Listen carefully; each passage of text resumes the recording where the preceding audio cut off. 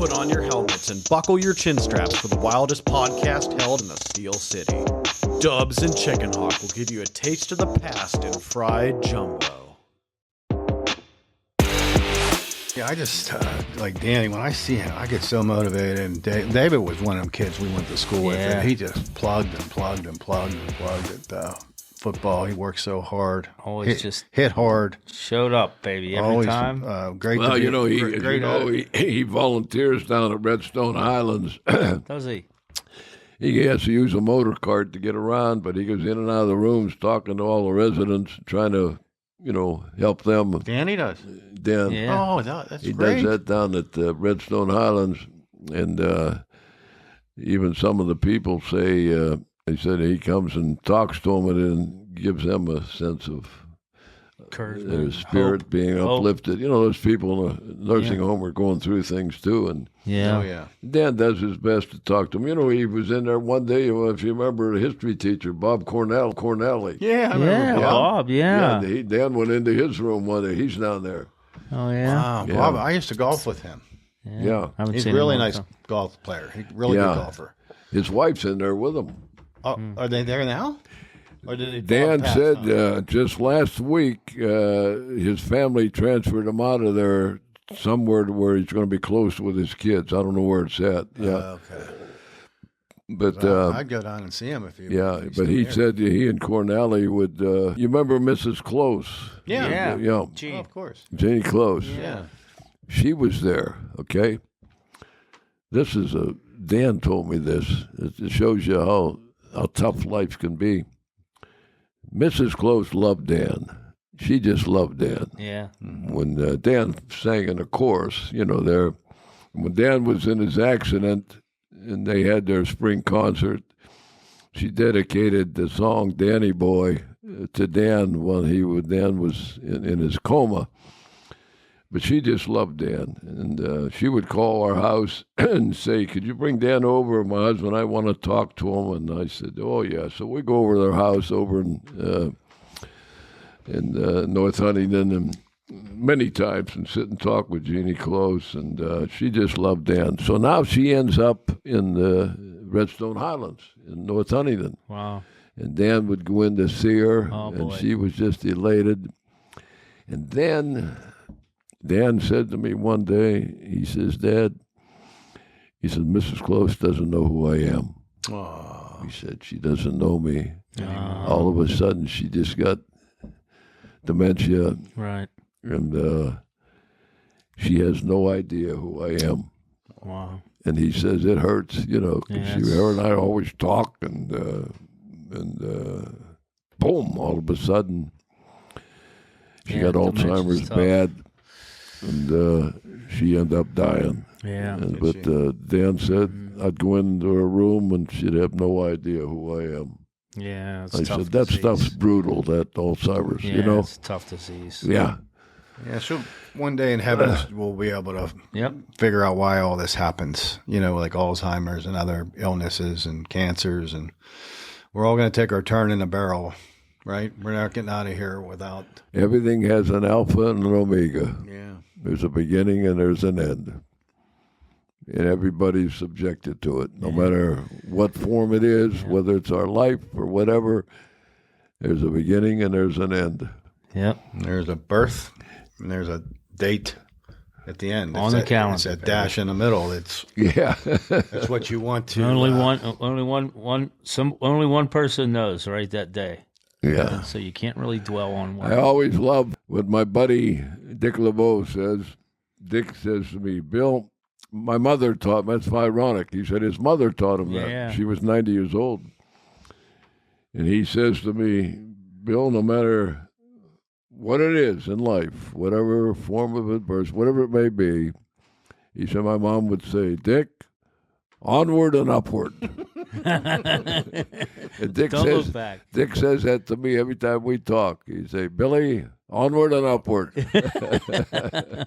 That's really the only way you can put it. That's the only way, Don't look I back. mean, You gotta keep- there's no way but to look upward. That's it. Keep moving. Keep Keep moving. forward, That's right. That's Keep what Dick going said. forward. I just said that to him on the phone the other night when he called. He never, you know who was another guy? Tunch Ilkin. Tunch, yeah, nice man. Very good man. My wife was battling cancer pretty good, okay? Tunch knew that. I'd come home, and Helen would say, Tunch called. He'd call all the time. He'd call every other week. And I'd say, Tunch, Bill's not home. He said, I don't care. That's why I don't want to talk to Bill. I want to talk to you, Helen, you know. And she said, we'd always say a prayer together, Tunch and I, all the time.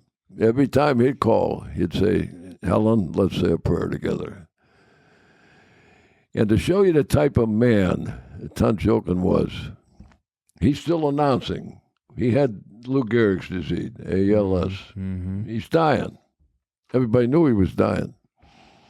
He's still with Bill Hillgrove announcing the games. He still was doing it. It was a Sunday afternoon. The Steelers are playing a regular season game in Buffalo, playing the Bills. And it's a night game, nationwide, Sunday night. 3 o'clock in the afternoon, the phone rings. It's Tunch Ilkin calling. And I got worried because they're up and, you know, and I said, Tunch, aren't you announcing today? You up in Buffalo?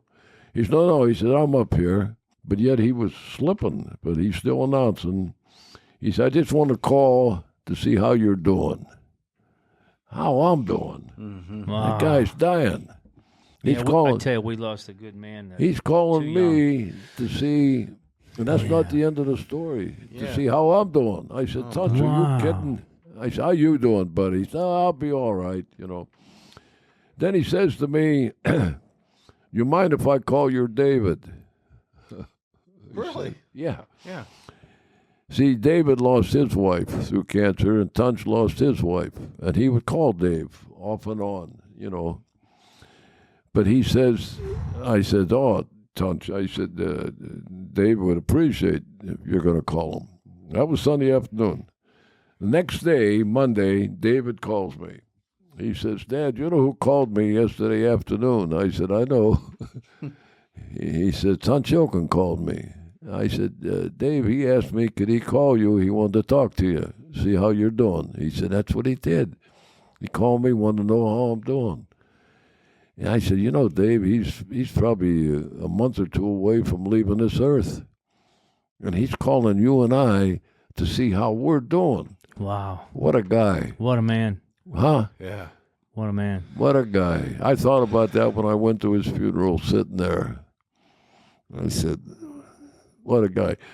And how he would call and say to Helen, let's say a prayer together. Wow. LeBeau's the same way. Yeah. Every time he'd hang up with Helen, I'd come home and she'd say, Dick called.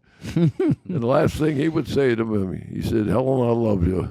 Oh, man. Every time. What a good person. I said, huh? that's the way LeBeau is. What a He good said, person. Helen, I love you. Wow. And one thing I've noticed, all these folks you're talking about, Yeah. that are When you read Dick LeBeau's book, it's the best football book I've ever read. humility. Yeah, humility is the word. Humility, and they're living There their lives isn't a like that. guy, John Mitchell, who's his defensive line coach for the Steelers when Dick was coaching. In that book, he says it best. He says there will never, ever in the NFL be another man like Coach LeBeau. He said, I love that guy. Wow. That's what he said. And he coached with him. Yeah. Troy Polamalu said, I just love Coach LeBeau. Yeah. Every one of them. You read the book. It's Right. People like that pass on that type of behavior, hopefully, right? And some of his players and friends, they treat people with the same type of respect. So it's really awesome. You need more and more people like that. Craig Wolfley is the same way. Is he? Is he I always really? wondered about that. He seems like such a nice fellow. Craig is my dear. You know, Craig's son graduated from West Point.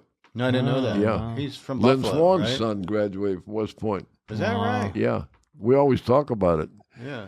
Guy always asks Wolf, I said, Wolf, where's your son now? He's still in the Army. He said, yeah, he's still down so-and-so, some Army post. But Craig's the same way, same type of guy. He and Tunch were very close. Oh yeah, they were hard to beat on that show. When they did the Yeah. Steelers. Well, they had this radio program, the two of them, one time, and they asked me to be on with them, and we had a great time. And I think of Tunch Ilkin all the time. Yeah. What a guy. I never knew he was sick until the very end there. Yeah. Yeah. It was pretty private, huh? How old was he? He wasn't even 60 yet, was he? He's in his 60s. Was he? 60? Yeah. I remember he came to Norwin when we played football.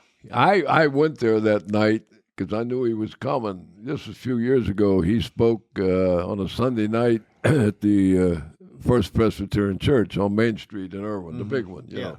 He came in to speak. And he told me he was coming, so I said, I got to... And he told the story. It was a beautiful story about that night at the First Presbyterian Church, how he tried to get Myron Cope to believe in Jesus. That wasn't Myron's Jewish, right? Yeah. And he told the story. It was funny. Yeah. I said, Tunch, I got to hear this one. He said, well, I said to him, Myron, we're going to start you off slow. He said, I want you to read some things in the Old Testament, okay? You're familiar with that, Myron, right? He said, yeah. He went like that. He said, Tunch is describing it. So he said after a few weeks, he said, Myron, how you coming now with that Old Testament? He said, I'm not reading it anymore. That's what he said. Yeah, right. It's You probably can hear his voice. the tone of voice, too, He said, right? what do you mean you're not reading it anymore? He said, I'm just getting you started. He said, no. He said, I'm an English major, he says, Myron. He said, that language in the Old Testament isn't very good. And he said, Myron, you're looking for excuses. He said, well, I'm not reading it anymore, Tunch. Let's forget about it. So That was it. Tunch says, I failed with Myron. He said, I couldn't get him to believe in Jesus no how. That's so funny. And what was so ironic, that Aaron is Jewish and his wife was Presbyterian. Oh, really? Right. Yeah.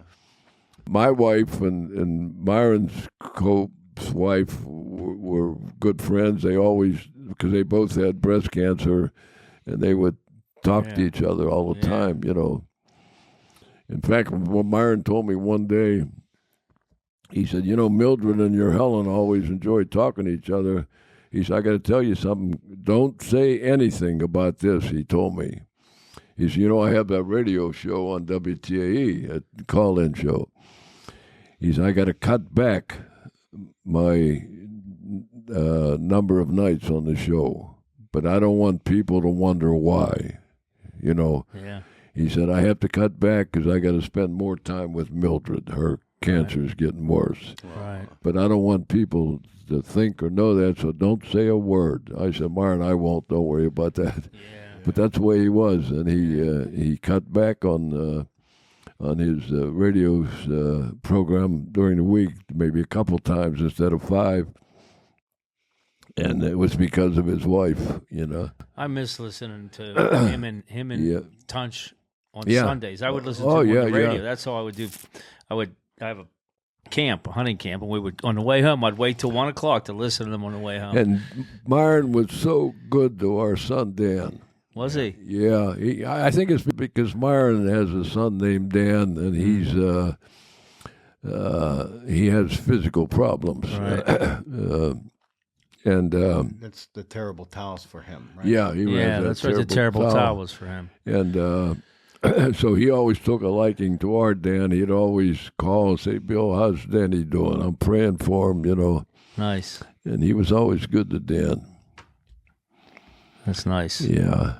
Yeah, Pittsburgh's a nice town if you think about it. There's a lot of really nice people. Yes. We've Good all been people. blessed to grow up in this area and learn from each other. Another guy that was more spiritual than people knew was Chuck Noll. Oh, is that? I didn't know that. Wow. He was so private, it seemed like Chuck Noll. Very Chuck, private.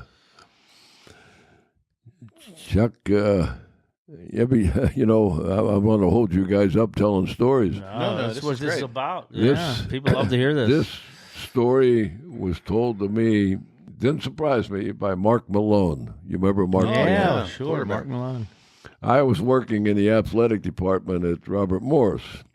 And our secretary said one day, Bill, who's coming here to speak tomorrow to the students? And I said, no. And she says, Mark Malone. I said, oh. So he came out, and the secretary must have told him about me, that Chuck and I were teammates and this and that. So Mark got interested in that, and he said to me, I got an hour to kill here before I speak to the students. He said, how about going in a room and you and I talk? He said, and I got to tell you some things about Coach Noll. Wow. I said, I'd love to hear it, Mark. So we sat down, and nobody but him and I. Yeah. He said something that he would never say publicly.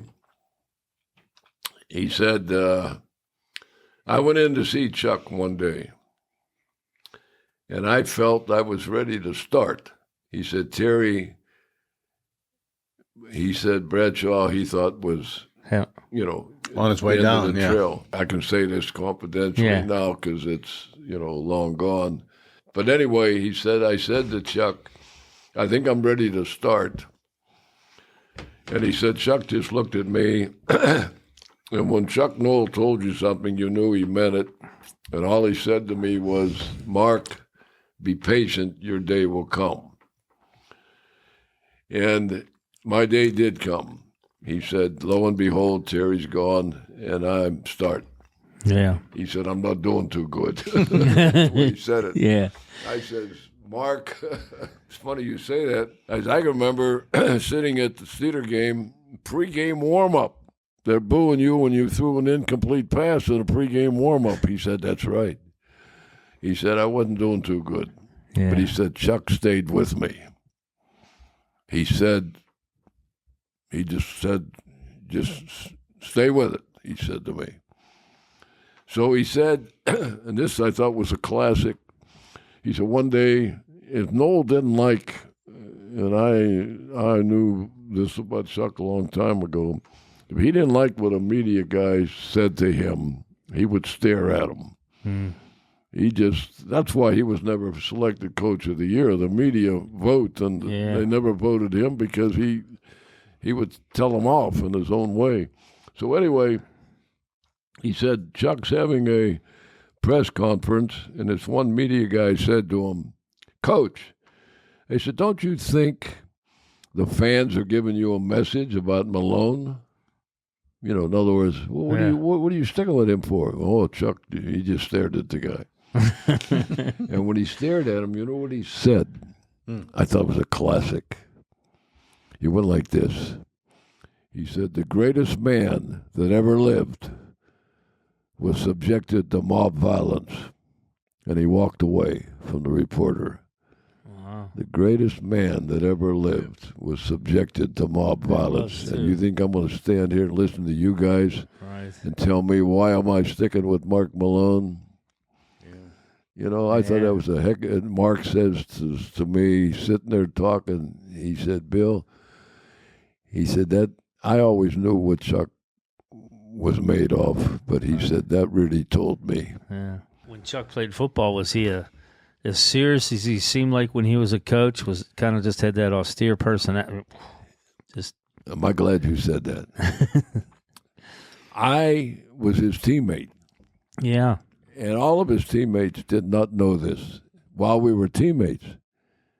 But we did find it out later on. And I admired Chuck for this. He had epilepsy. Oh, boy. Yeah. So he get seizures, and he was still playing football. He had a form of epilepsy. Howard Brinker, who was a defensive coach for the Browns, was there when I was there, and Chuck was there. He told us this, sitting in a training camp up at in Ohio, where the Browns were at training camp. We were in a room talking with a few of us, and then somebody brought it up and said, Howard, Chuck was always, he was coaching then, he said, he's always like this. He never deviates in his very composure, level-headed. The way he approaches, he never gets excited. And Howard says, why? And we said, no. He said, when we drafted Chuck out of Dayton University, we knew this. He has a form of epilepsy. Wow. He has to take medication to prevent seizures. So as a result, he keeps himself under control. Yes, right. He doesn't get excited. Right. He doesn't get excited because of his epilepsy. Wow. And we said, oh, my God, we never knew that. Yeah. We always just thought he was such a cool guy and Just never got level-headed. excited. Right. And I admired him, Noll, twice as much when I heard that he has epilepsy. Right. Yeah. Hardly anybody knows this story. Yeah. Because his wife, Mary Ann, told me this. And I know Mary Ann like I know Chris. Yeah. So anyway, they were living in Florida, and I would call Chuck every January 12th on his birthday. And one year I called to wish him happy birthday, and Mary Ann said to me, Bill, she said, Chuck can't come to the phone. And she told me why. She said, he's starting to slip.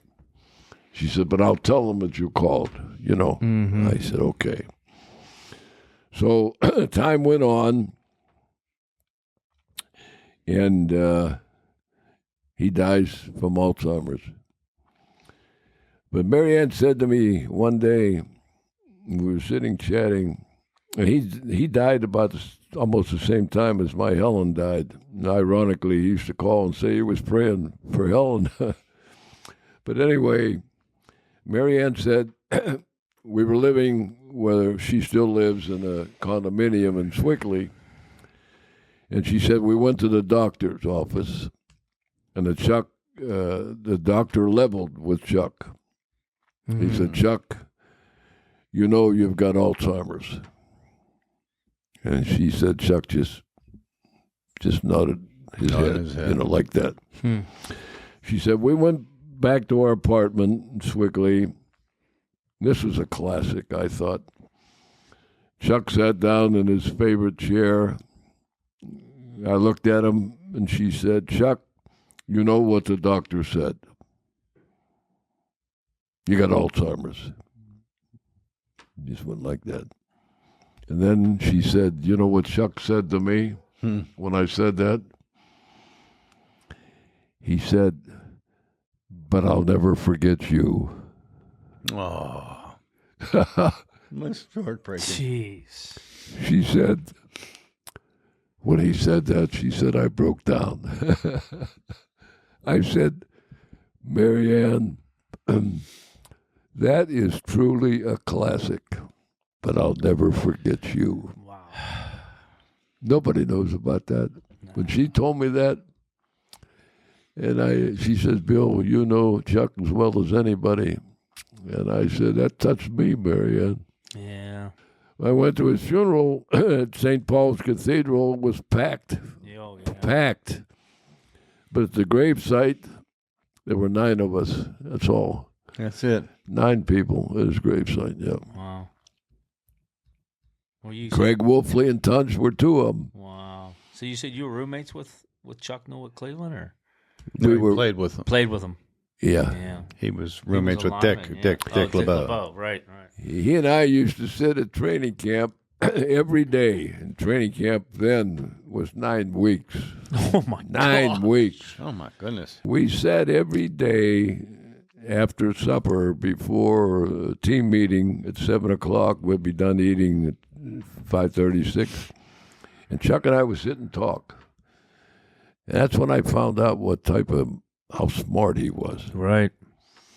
He never football. He'd talk about supply and demand and this, that, and this historical event. He knew it. He was so bright. Wow. He never had aspirations to be a coach. He said he wanted to be a university professor. Oh, is that right? Oh, really? Yeah. Wow. He ends up coaching and wins 4 Super Bowls. Wow. Amazing where life takes you. Yeah, you don't know your journey, right? Look at your journey. Who would have guessed, right? Wow. Yes. And he was just such a, he's just a wonderful man, that guy, believe me. So humble, so genuine. I was blessed to be around him. I said, how lucky can I be around a guy like him and Mike Krzyzewski, another guy, the Duke coach. Yeah. The way he treats our Danny, it's unbelievable. Yeah, it's amazing. Did you know about that? Yeah, it's amazing. He's just so good to our Dan. He still emails Dan, even though he's retired. You used to go down to the Duke games every year, huh? Yeah. And 30 straight years. Yeah. He invited I Dan remember and I to a watching game at Cameron Indoor, puts us right behind his bench. Right before he'd sit down for the tip-off, he'd look over at Dan and he'd go like this to Dan. Yeah. how did he find out? Because he was from West Point as well, about Danny getting hurt. How did Mike Krzyzewski find out about Dan's accident? Excellent question, Chris. I was working in the athletic department at Robert Morris. Okay. And he would come out to speak. They had what they call a 5-star camp, basketball camp for, Yeah. for kids, you know. It's a 5-star camp. And I'm working in the athletic department, never met him. He's out there speaking. And what I'm going to tell you is about what he did. To this day, I couldn't believe he did it. So I never met him, but he was the last day of his 5-star camp, and he was down to the locker room to shower up. They said he was heading to the airport within an hour to fly back to Durham, back to Duke.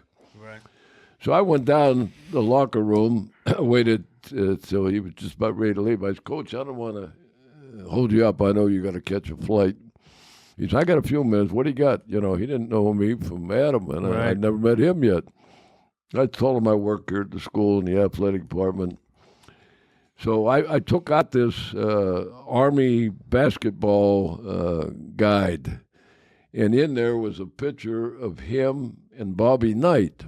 Oh, yeah. Bobby Knight was his coach. Yeah, but Bobby Knight was 26 years old when he was the head coach at Army, and Coach K was his captain, team captain. yeah. And it was a picture of him. Mike, Coach K's in his Army basketball uniform, and he's with Bobby Knight. And Coach K looks at me, and he says, I said, I know you remember this picture, Coach. He said, oh, do I? And then he says to me, you sound like you know something about West Point. And I said, Coach, I have 2 sons that graduated from there. He went like this. He said, He said, what are they doing now? And I just quickly told him about Dan's accident, and just real quickly. And he looks at me and he goes like this. He says, let's go. I want to meet him. I says, Coach. I said, you got to, number one, two things I said. One, you got a flight to catch back to Duke. He said, I'll catch a later one. And secondly, I said, I live in North Huntington. I said, there's 2 parkways between here and there that I go through every day, Parkway West and East. It's a long drive. It's good. It was close to 5 o'clock. I said, I wouldn't do that to you. He said, it's no problem. He's a West Pointer, isn't he? That's what he says. I said, Coach, you're a heck of a man. Wow. I said, I've always rooted for you, but I said, I'll tell you from this moment on, I said, more than ever. Jeez. He insisted he wanted to drive with me to go to North Huntington to meet Dan. Cleared everyone to meet Dan. I said, Coach, I can't do that. That wouldn't be right. So the following March, Duke's playing in the NCAA tournament in Atlanta. We're in the NCAA tournament. Robert Morris. Yeah. We're going to play Kansas in the Omni in Atlanta. Oh boy. That afternoon, Duke has a first-round game in the afternoon. Okay? So I says to Dan, Dan, I'll be going next week down to Atlanta for the tournament. And I said, I'm going to watch Duke in the afternoon. I said, I don't know if I'll bump into Coach K. But he said, well, Dad, just in case, he says, let me write this note to him, okay? So that afternoon in Atlanta, they played Richmond, I remember, and the game was over, and he's going by real fast with security guards, heading toward the media room. And I real quickly, I hollered. I said, Coach, I didn't think he'd hear me, but he stopped. What do you think the first thing he said? Bill. He said, how's Dan? And I said, well, here, Coach. I sure in a hurry, and I handed him this envelope. And he just went like that and took off. So they end up winning the whole thing that year. Wow. They win the NCAA tournament. And right after that, about a week after they win, Dan gets a big package in the mail from Duke, from him. Wow. And he's got all these autographed pictures of Hurley and all of his Duke guys that helped him win the title. And he says a note. He says, Dan, I'm sorry, I'm late with this. He said, I never thought we'd go this far. And he said, I want you to have these things. And that was the beginning of it, Yeah. A relationship. And the first thing was he had never met Dan. He told me to bring him out to Robert Morris at the 5-star camp. And I did. Dan was in a wheelchair. I never forgot it, in the hallway.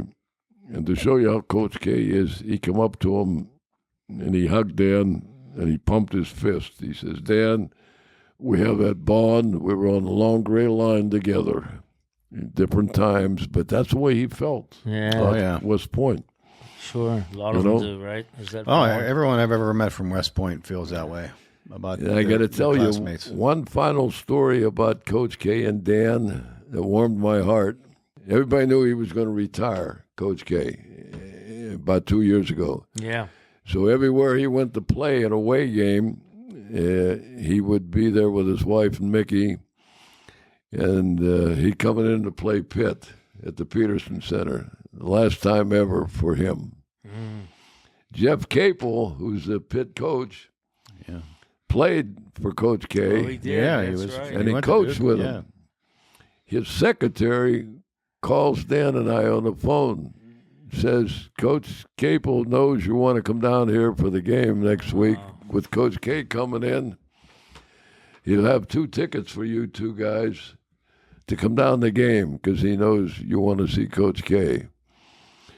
I couldn't believe it. I saw nice of him. So anyway, Dan and I go down the game, and the seats, they belong to the chancellor of the university. He was out of town, and they gave us his seats right on the floor. Nice. Right by where the Duke team comes out. Okay, and Capel knew that. Oh, it was a beautiful night. The Pitt students gave him a standing ovation, Coach K, when they introduced him before the game, and it was nice of them.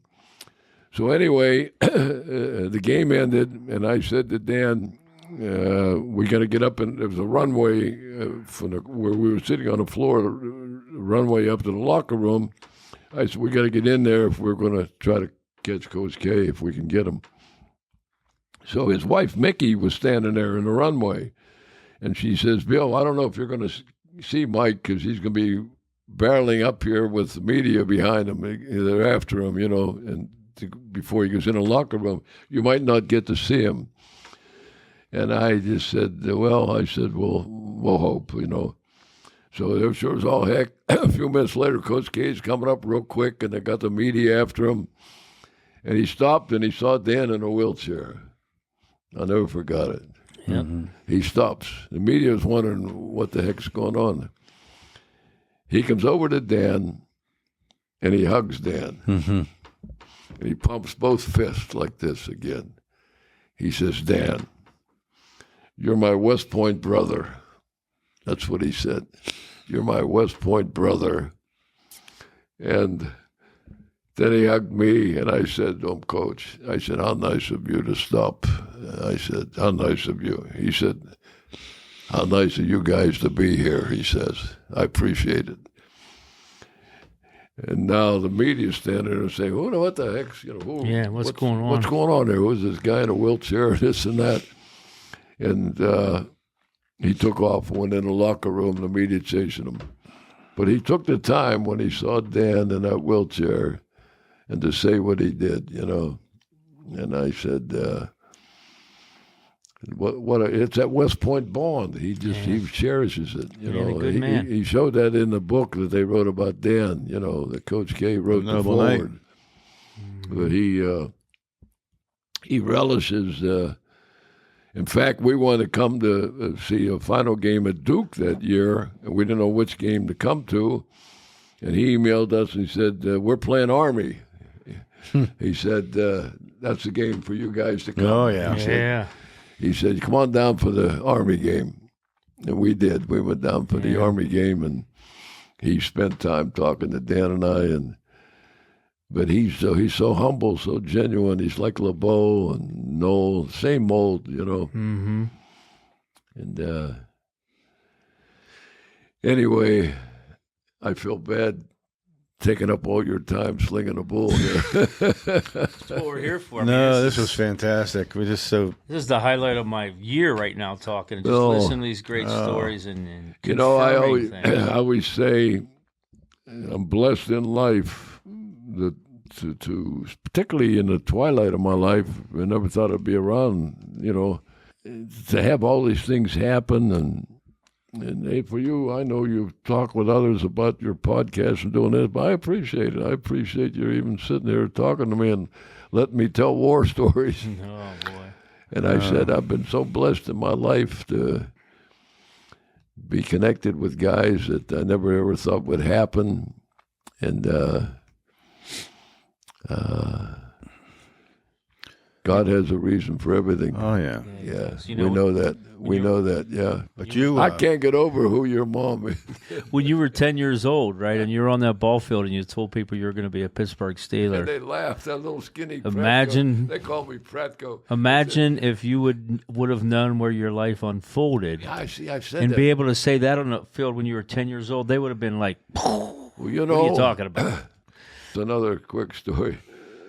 We were playing Munhall, making a tackle, and I felt it. The guy's knee come up. Catch in the face. I'm shiring up after the game, and I got a terrible black eye. I mean, horrible. Mm-hmm. I said, man, I go home, my mother's going to cry. And she did. Oh, boy. She said, no more football for you. And it looked horrible. I said, Mom, it'll be all right. She said, no, she left the house, walked out of the house, started going down the street. My brother John had to go get her. He had to go get her. I'll never forget it. She's crying. Worried about her baby. You're not playing anymore. That's it, So Saturday night, my brother takes me down to Hollider's drugstore in Braddock. And he goes in, and he comes out with a little bottle that has 2 leeches in it. Oh, gee. You know what a leech is? Oh, yeah. Oh, God. Yeah. And I looked at my brother and I says, Jay, I said, what the heck? He says, the pharmacist said, I'm going to put those leeches right on your eye, and they'll suck out all that bad blood. Oh, my gosh. I said, you're kidding. And he puts a dome light inside the car. We're sitting in a car, and he puts those 2 leeches on. Did he really? Yeah. Man, within a couple hours, you could hardly see anything. It was just a little bit of yellow under my eye. Took all the blood, my right? Horrible black eye's gone. So the next day, my mother, I said, look, Mom, I told you. And she looked and she says, well, you still shouldn't play. I said, Mom, it's good. Look, it's fine. Fine, yeah. Well, I go to practice on Monday. She lets me play, but it's still painful for some reason. I said, a black eye shouldn't be painful. And I looked, and Johnny Reed says, go down to Braddock Hospital and get that x-rayed. He says, it's probably nothing. So I get down, they x-rayed it, and the doctor says to me, son, you can't play anymore the rest of the year. He said, you got a broken orbital bone. Oh, it's broke. God. Okay? And I said, oh. He said, you can't play the rest of the year. Yeah. He said, I walked from Braddock Hospital to Scott High carrying an envelope with x-ray. Johnny Reed says, what do they say, Bill? And I told him, he said, what do they know? That's what's coaching then. Huh? He says, that's he needed to win. That's the moral Get story. your He face said, we'll mask. put a nose guard on you. Oh, We really? didn't wear one. Then we didn't wear them. He won't put a nose guard on you. What's the difference? So I play the rest of the year, thank heaven, with that face mask and get a scholarship. My mother's happy. Right. So it's several years later. That was 48 football season. 9 years later, I'm with the Steelers. We're playing the Washington Redskins in Washington. And I tell Guy, I could hear a splat, his knee hit, and I said, I know my nose is broke. I could feel it, Right. In those days, you never come out. It'll make a difference. I come to the sideline and the blood's pouring out. The trainer looked at it. He said, we'll look at it after the game. Yeah. After the game, they x-ray it. They said, yeah, your nose is broke. I said, no kidding. But then he says, you got a broken bone, orbital bone that's healed together, broken. He said, when did that happen? I said, in high school. The coach said, you're all right, there's nothing wrong with you. And he said they should have fixed that. They surgically put it together. Sutured it, yeah. It's still right now. It's still broke right here. Wow. I have no cheekbone on this side. So the last story is a few years ago, Aaron Smith, Yeah. playing with the Steelers. Right. He had a bad ankle, and he couldn't practice or he played that week. And he and I were sitting on the porch down at Southside watching practice. And James Harrison just had broken his orbital bone. Oh, boy. And he's out for 3 weeks with a broken orbital bone. I saw it in the paper. I said to Aaron, Aaron, James is out for 3 weeks with that orbital break. I told him the quick story. He said, you mean you never missed a game in high school? And I said, no. I said, the coach says, you're all right. He put a nose guard on me. So practice was over, and James Harrison's coming off the field. And Aaron said, hey, James, come here. Come here. He comes over. He said, you know what, Harrison? Aaron says to him, you're not playing for 3 weeks with that orbital break. Bill never missed a game. And he said something real quick. And Harrison just said, I don't know about that. And Aaron says to him, Harrison, you're a wimp. I said, that was the end of that That's story. where it's funny. And every time, Harrison and I see each other, we start slinging a bull. And I said, hey, James. Right here, buddy. Right here. Yeah. But anyway, so many stories. Oh, my, every time this is mentioned or that's mentioned, I think of this or that. And Yeah, so you've had a it's full life. unbelievable. Really full life. Unbelievable. Well, thank you for coming Yeah, here thank today. you so I much. said We're blessed. I said, when I leave this earth, I hope I have enough breath in me to say thank you, Lord, for your blessings. Yeah. Well, you will. Yeah. Yeah. You had a wonderful story. I'm sure our listeners are going to just love it. Well, you guys are special guys, believe me. All right, my friend. I want to thank you. I love you. Hey. Love you too, man. It was fantastic.